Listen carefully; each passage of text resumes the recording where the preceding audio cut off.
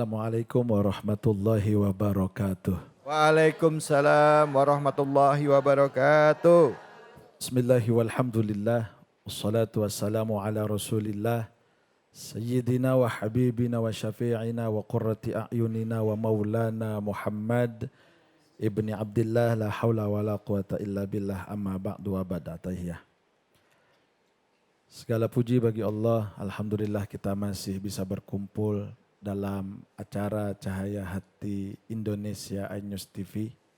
Kita berdoa mudah-mudahan hari ini Allah berikan kita cucuran rahmat dan barokah. Amin. Amin ya Allah ya Rabbal Alamin. Saya melanjutkan ayat yang sudah tadi dijelaskan oleh guru kita Kiai Haji Jumharuddin. A'udzu billahi minasyaitonir rajim. Fa idza faraghta fansab wa ila rabbika farghab. Kalau kita baca ayat tengah, maka kita disunahkan untuk membaca ta'awudz saja, bukan bismillah. Tetapi kalau di awal kita disunahkan dan bahkan diwajibkan untuk membaca bismillah kalau di awal surat.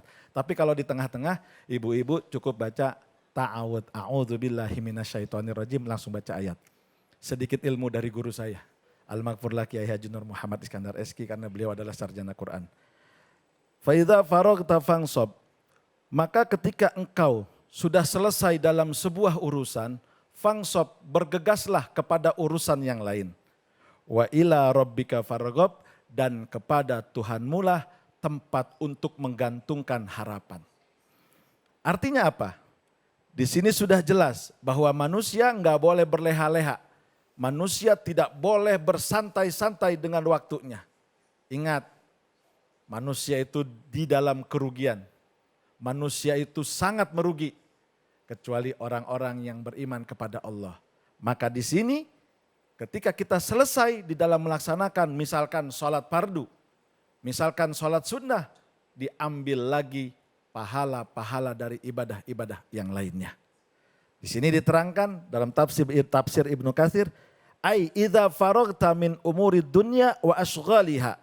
Yaitu maksudnya ketika kamu dalam selesai perkara-perkara dunia dan kesibukan dunia, wa qata'at ala iqaha, dan juga kamu sudah selesai dengan hubungan-hubungan yang berhubung dengan dunia, pekerjaan-pekerjaan dunia, fansab ilal ibadati, maka kamu bergegas kepada urusan ibadah. Kalau kita pagi sampai sore mencari urusan ma'isyah, kehidupan dunia, ibu-ibu sudah capek nyuci, sudah capek masak, sudah capek nyetrika, jangan lupa sholat 5 waktu tepat. Ketika kita sudah selesai, ketika kita sudah berbicara tentang urusan dunia, buru-buru, sore tinggalin. Maka para ulama mengatakan, kalau kau pengen berkah, di dalam kitab I'anatul Thalibin, kalau kau ingin berkah, rizki, dunia dan ma'isyah, kehidupan engkau dalam ekonomi, maka bacalah surat Waqiah. Ditambah lagi menjelang maghrib, menjelang ghurubis syamsi, terbenamnya matahari, baca surat As-Samas, baca surat Al-Lail, baca surat Al-Falaq, baca surat An-Nas, insya Allah ibu enggak akan kekurangan. Maka saran saya, kalau kita pengen dalam kehidupan dunia diperhatikan oleh Allah, maka perhatikan urusan akhirat dan urusan perintah Allah. Enggak ada orang yang ditelantarkan oleh Allah ketika dia mau untuk memenuhi apa yang diwajibkan oleh Allah. Allah tempat bergantung. Ketika kita selesai sholat, mohon maaf ya, habis sholat fardu, di sini sudah dikatakan fansab ilal ibadah. Buru-buru. Ketika kita dari satu ibadah ke yang ibadah lain. Dari satu ibadah ke ibadah yang lain. Insya Allah urusan ibu-ibu akan diurus oleh Allah. Saya enggak pernah takut urusan dunia kekurangan. Yang saya takut ketika bekal akhirat saya kurang, siapa yang akan saya minta pertolongan nanti di alam akhirat. Maka kata Sufyan Ats-Tsauri, ketika kau selesai dalam urusan duniamu, ketika kau beres dalam urusan ekonomimu, ketika kau beres dalam urusan mencari ma'isyahmu, maka buru-buru untuk datang kepada Allah. Salat, sekarang zuhur sebelum jam 12, salat. Asar jam 3 kurang, buru-buru. Nah, maka saya berpesan dengan ayat ini, jadikan pelajaran bahwa kita intaha amalun.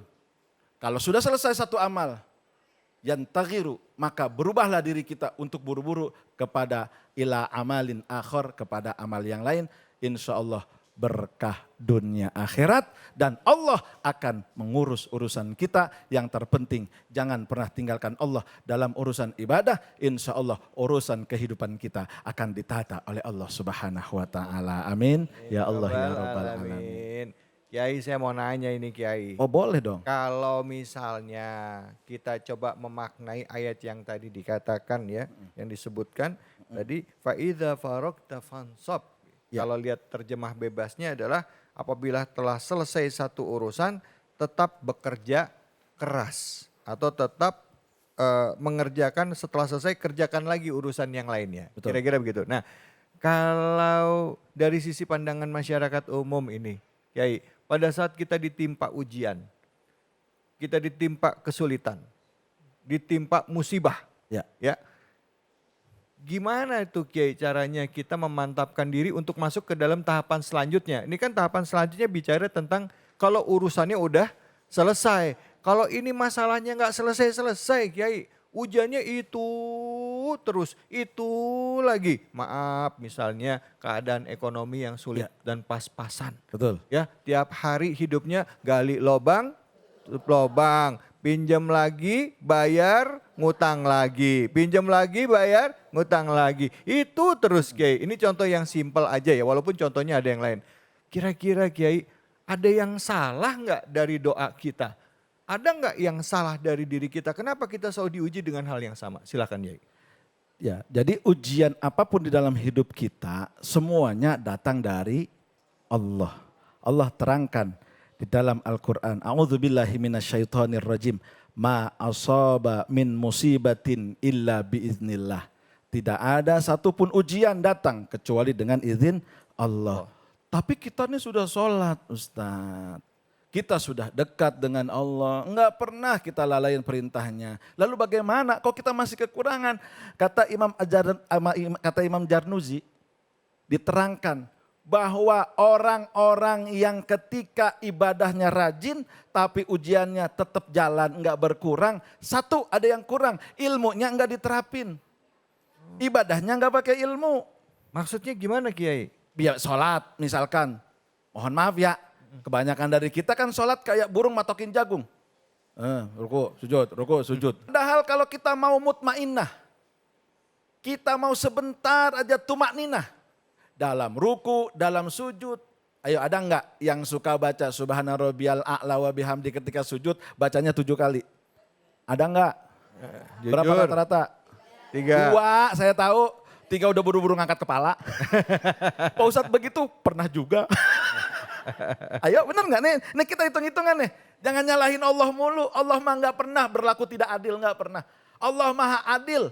Allah maha bijaksana. Yang gak bijaksana siapa? Kita udah ngakuin aja. Ujiannya ekonomi mulu. Padahal Allah sudah katakan. Wa may yattaqillaha yaj'al lahu makhraja. Orang yang bertakwa pasti Allah kasih jalan keluar dari masalah hidupnya. Wa yarzuqhu min haitsu la yahtasib. Dan pasti Allah akan berikan rizki dari area tidak disangka-sangka. Kok hidup masih begini aja, berarti ibadah kita ada yang kurang, ngajinya ogah.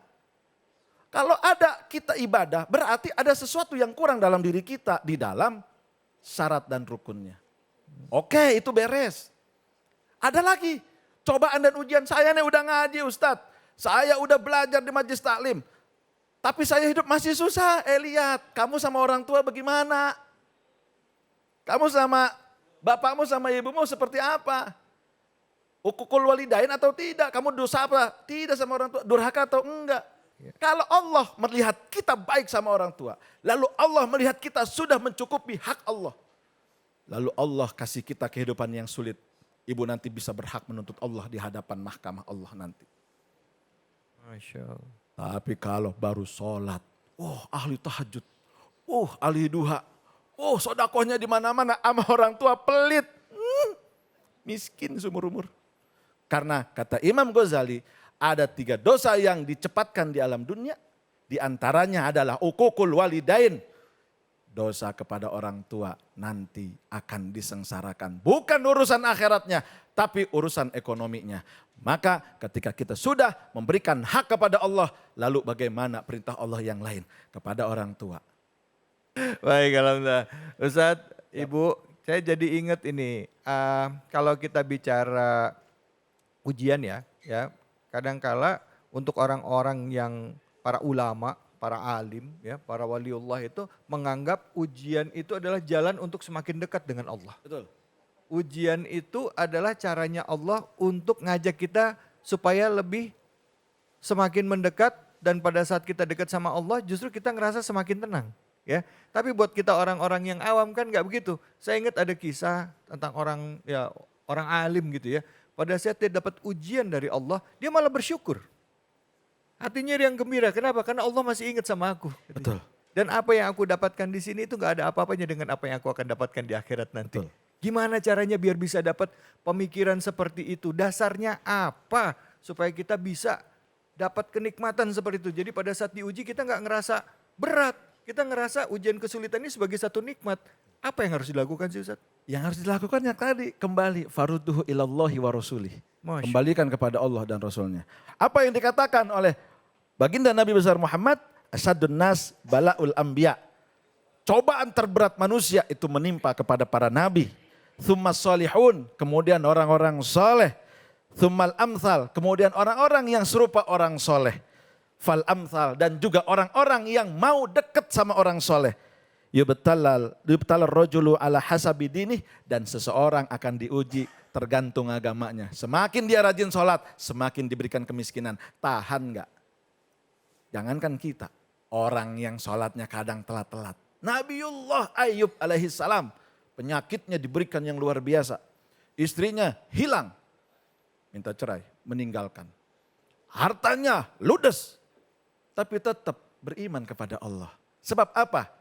Yang dia tahu adalah satu, Allah enggak akan menyia-nyiakan hamba-hambanya yang dekat dengan Allah. Dan Allah enggak akan ngerugiin hamba-hambanya yang mau dekat dengan Allah. Allah enggak akan kasih kesulitan kepada hamba-hambanya yang dekat dengan Allah selagi hamba itu mampu untuk menanggungnya. Dan pada akhirnya setelah selesai ujian dari Allah, Nabi Ayub bahkan lebih kaya dari sebelumnya. Istrinya balik lagi. Anak-anaknya akhirnya kembali sehat. Karena apa? Semua ujian. Dan ingat, ujian yang diberikan kepada Nabi Ibrahim, kepada Nabi Ayub, kepada Nabi Musa. Beliau tidak berpikir Allah akan menolong setelah dikasih ujian. Yang beliau pikir, para anbiya pikir adalah satu, yang penting mentaati apa yang diperintahkan oleh Allah. Nabi Musa disuruh mukul, idrib bi asokal bahar, disuruh mukul ujung laut atau pantai dengan tongkatnya. Nabi Ibrahim disuruh lompat sama Allah. Cuman cukup mengatakan hasbiyallah wa ni'mal wakil. Cukup Allah yang menjadi penolong. Nah, tidak ada gambaran para nabi ketika diberikan ujian bahwa akan diberikan keselamatan. Ketika Nabi Ibrahim lihat disuruh menyembelih anaknya, enggak berpikir akan diganti kambing kibas, tapi yang dia tahu, jalankan perintah Allah, kau tidak akan dirugikan oleh Allah. Kenapa kau rugi? Kenapa kau selalu diberikan kenikmatan yang hilang? Kau diberikan kesulitan karena kau menyulitkan hubungan dengan Allah Subhanahu wa taala. Masya Allah. Itu jawabannya.